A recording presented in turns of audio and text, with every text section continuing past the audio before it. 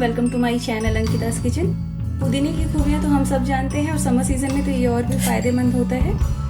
Normally इसकी हम चटनी बनाते हैं और बहुत सारे अलग अलग ड्रिंक्स बनाते हैं। तो आज मैं आपके लिए लेके आई हूँ बहुत ही सिंपल पुदीना राइस की रेसिपी। अगर आपको कुछ बहुत ही सिंपल बनाने का मन है जिसमें टाइम भी ना लगे और वो हेल्दी भी हो तो आप इस पुदीने राइस की रेसिपी को ज़रूर ट्राई करिए। इसके साथ ही मैं शेयर कर रही हूँ बहुत ही सिंपल रायता रेसिपी जिससे इसका टेस्ट और बढ़ जाएगा। तो चलिए बनाना शुरू करते हैं।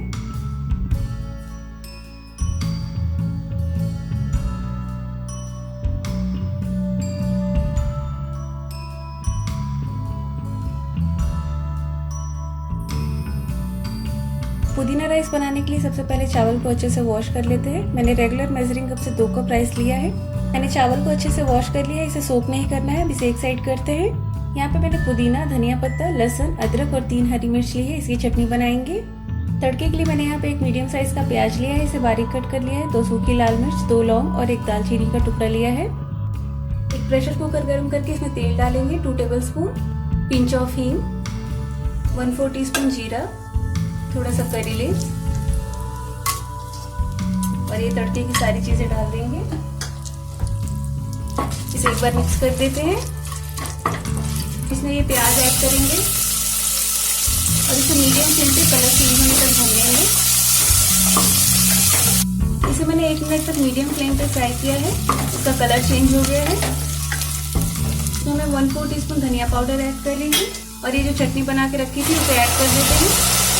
इसे एक बार अच्छे से मिक्स कर दें। इसमें बहुत सारे मसालों की जरूरत नहीं है और ये हरा रहता है इसलिए मैं हल्दी को स्किप कर रही हूँ। आप चाहे तो इसमें लाल मिर्च पाउडर ऐड कर सकते हैं। अगर आप प्याज और लहसुन नहीं खाते तो इसे स्किप कर सकते हैं। इसे मैंने अच्छे से मिक्स कर दिया। 1 मिनट तक लो फ्लेम पे इसे भून लेंगे। 1 मिनट हो गया, चेक करते हैं। इसे एक बार फिर से अच्छे से मिक्स कर दें। अब इसमें जो धो के चावल रखा था उसे ऐड कर देते हैं। इसे भी अच्छे से मिक्स कर दें। चावल को पहले से धो के रखने से चावल बहुत ही खिले खिले और अलग से बनेंगे। इसे सोक करने की बिल्कुल भी जरूरत नहीं है। 2 कप चावल के लिए यहाँ पे 4 कप पानी ऐड करेंगे। एक बार फिर से अच्छे से मिक्स कर दें। अब इसमें पिंच ऑफ गरम मसाला ऐड कर देते हैं। 1 विसल आने तक हाई फ्लेम पे पका लेंगे। रायता बनाने के लिए मैंने यहाँ पे 1 कप दही लिया है, इसे मैंने अच्छे से फेंट लिया है। अगर दही गाढ़ी लग रही तो उसमें आप थोड़ा सा पानी ऐड कर सकते हैं।